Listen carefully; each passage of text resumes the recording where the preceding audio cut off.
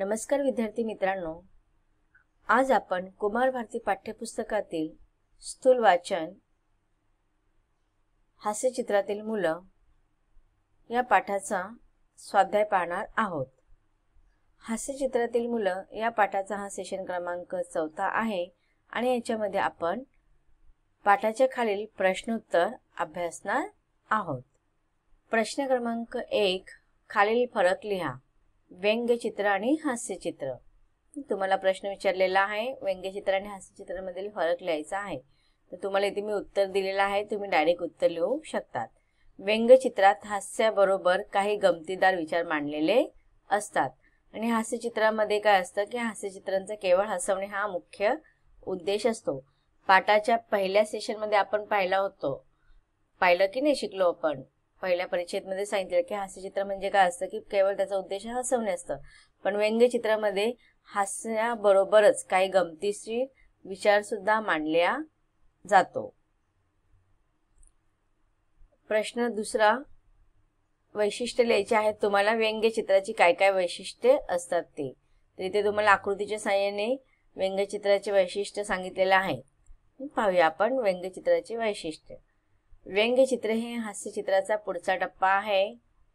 केवळ हसवणे हा हेतू नसतो। व्यंग्यचित्र आपल्याला काहीतरी सांगू पाहते। व्यंग्यचित्र गमतीदार विचार मांडलेला असतो। हे झाले व्यंग्यचित्राचे वैशिष्ट्य। पुढचा प्रश्न, प्रश्न क्रमांक 3, व्यंग्यचित्र हे व्यक्तीचे गुण दोष मांडण्याचे प्रभावी अस्त्र आहे, हा विचार सोदाहरण स्पष्ट करा। बघूया ह्या प्रश्नाचं उत्तर। व्यंग्यचित्राचा केवळ हास्य हा हेतू नाही।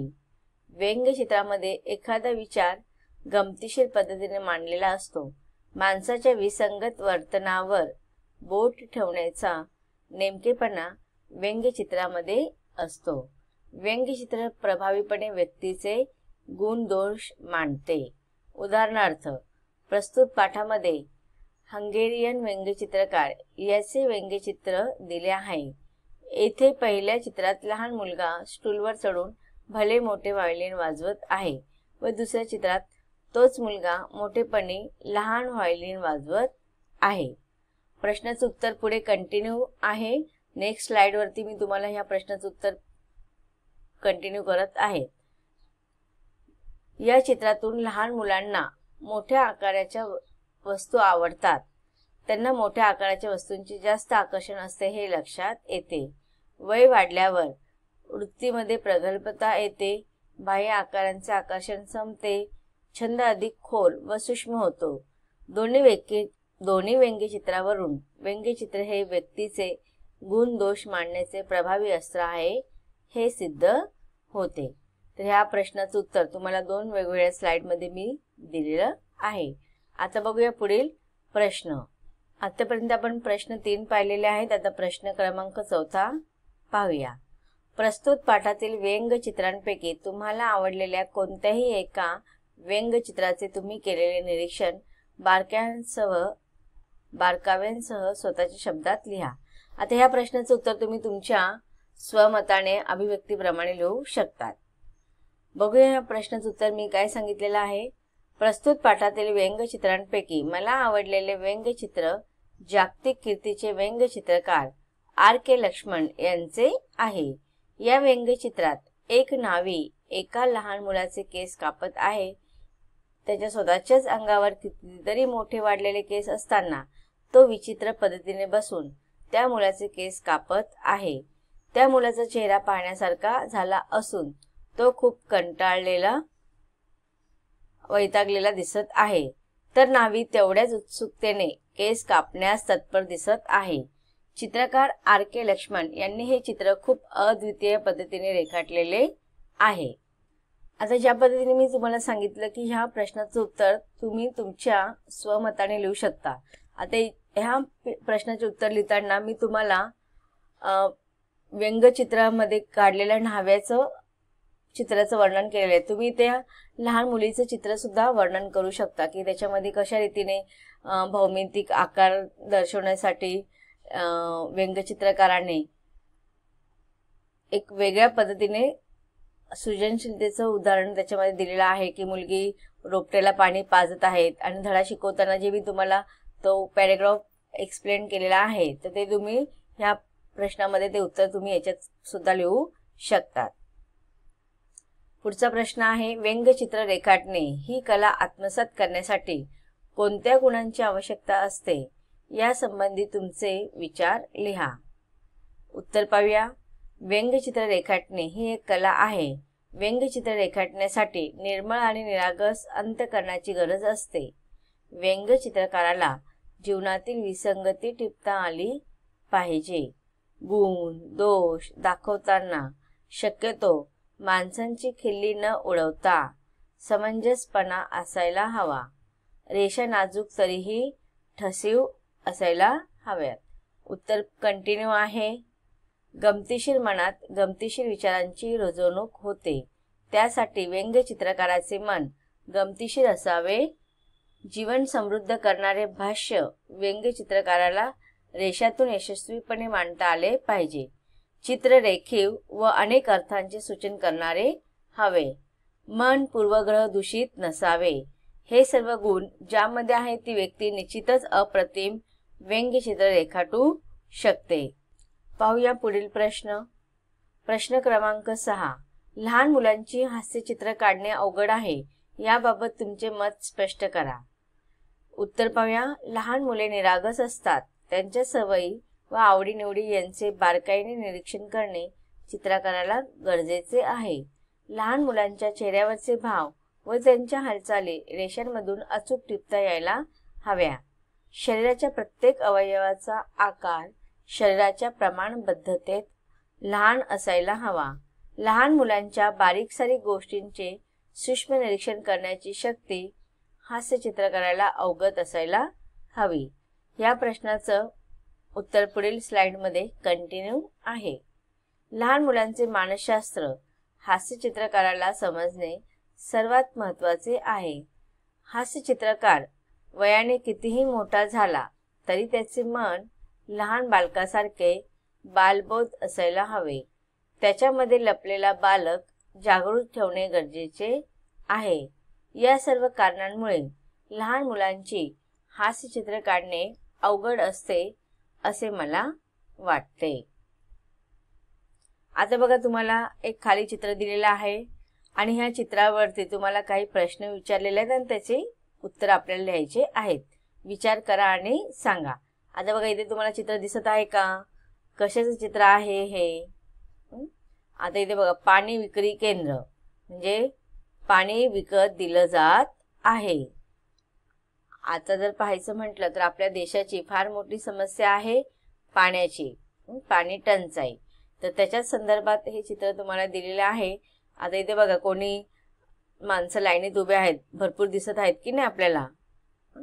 ही लाईन बघा किती लांबवर गेलेली आहे आणि कोणी माठ घेऊन उभा आहे, छोटं मटकं आहे, कोणी हंडा कळशी आहे. हा बाबांनी तर काय घेतलेला आहे, म्हातारे व्यक्तींनी, वयोवृद्ध व्यक्तींनी पाण्याच्या बॉटल हातामध्ये घेऊन तो लाईनीत उभा आहे. आता बघूया ह्या चित्रावरती तुम्हाला कोणते कोणते प्रश्न उच्चारलेले आहेत. प्रश्न आहे, शेजारील चित्रात कोणती समस्या प्रतिबिंबित होते? ही समस्या का निर्माण झाली असावी? पाण्यासाठी पैसा व वेळ खर्च करावा लागला तर कल्पना करा व लिहा. ही समस्या दूर करण्यासाठी तुम्ही कोणते उपाय सुचवाल? या समस्येसंदर्भात घोषवाक्य तयार करा. तर बघा, ह्या चित्रावरती तुम्हाला हे वेगवेगळे प्रश्न दिलेले आहेत. त्या प्रश्नांची आता आपण चर्चा करूया. आता हे जे पहिलं बघा, आपण पहिला प्रश्न तर पाहिलं की शेजारील चित्रात कोणती समस्या दिसत आहे, तर पाण्याच्या समस्या दिसत आहे, पाणी टंचाई. नंतर ही समस्या काय निर्माण झाली असेल की आपण पाण्याचा दुरुपयोग केला म्हणून ही समस्या निर्माण झाली. वेळेवरती आपण पाण्याचा सदुपयोग केला असता तर आज आपल्याला ह्या समस्येला सामोरे जावे लागले नसते. नंतर पाण्यासाठी पैसा आणि वेळ खर्च करा. आता बघा, इथे पैसा तर जातच आहे पण वेळ सुद्धा जाते ना, की पाणी लाईनीमध्ये उभं राहून भली मोठी रांग लागलेली आहे आणि मग याच्यामुळे आपला वेळ सुद्धा खर्च होत आहे.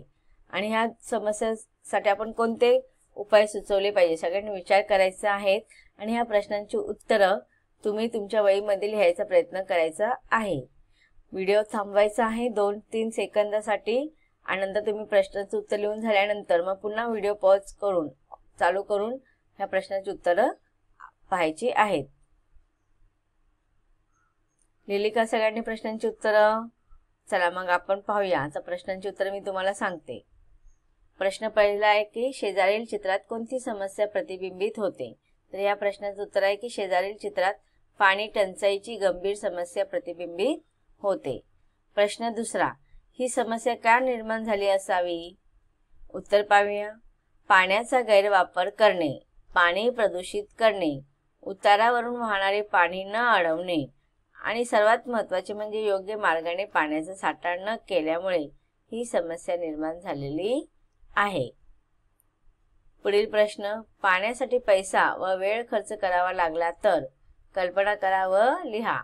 आतापर्यंत निसर्गात विनामूल्य मिळणारे पाणी पैसे देऊन विकत घ्यावे लागले तर इतर गरजेच्या गोष्टी विकत घेणे कठीण जाईल. आता बघा, पाणी आपल्याला निसर्ग मोफत देतो, म्हणजे पावसाळ्यातून जे पाणी येतं त्याच्यासाठी आपल्याला पैसे द्यावे लागत नाहीत. मग आपण जर अशा निसर्गाद्वारे मिळणाऱ्या विनामूल्य मिळणाऱ्या गोष्टींसाठी जर पैसे खर्च केले तर आपल्याला इतर गोष्टींसाठी पैसे उरतील का? तर नाही. महिन्याचे पैसे खर्च करण्याचे कोष्टक बिघडून जाईल. पैशाविना पाणी नाही व पाण्याविना जीवन नाही अशी परिस्थिती येईल. पाण्यासाठी रांगेत उभे राहिल्यामुळे वेळेचा अपव्यय होईल. इतर कामासाठी वेळ अपुरा पडेल. माणसाच्या राहणीमानावर व शरीरावर त्याचे विपरीत परिणाम होतील.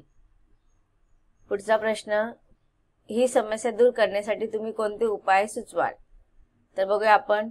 पाणी विकत घेण्याची वेळ येऊ नये यासाठी खालील उपाय करणे अत्यंत गरजेचे किंवा आवश्यक आहे. 1. पाण्याची बचत करणे. 2. पाण्याचा गैरवापर टाळणे. 3. जल प्रदूषण टाळणे. 4. पाण्याचा योग्य साठा करणे. 5. पाण्याविषयी जनजागृती करणे. 6. शोषखड्डे व बंधारे बांधणे. आता पुढचे प्रश्न बघूया. या समस्येसंदर्भात घोषवाक्य तयार करा. बघूया कोणते कोणते घोषवाक्य आहेत. पाणी अडवा, पाणी जिरवा, पाणी साठवा, पाणी वाचवा, कितीही येऊ द्या आणीबाणी, जपून वापरूया आपले पाणी. नंतर आहे पाण्याचे पुनर्भरण, जीवनाचे संवर्धन. ह्या व्यतिरिक्त पण तुम्हाला जे आवडतील ते घोषवाक्य तुम्ही लिहू शकता. तर विद्यार्थी मित्रांनो, अशा रीतीने आपण हास्यचित्रातील मुलं ह्या पाठाचं सेशन क्रमांक 1, 2 आणि 3 ह्या सेशनमध्ये आपण हा पाठ संक्षिप्त रूपाने विस्तारित रूपाने अभ्यासला आणि सेशन क्रमांक 4 मध्ये या पाठाचा स्वाध्याय पाहिला. हा पाठ इथे संपला. धन्यवाद.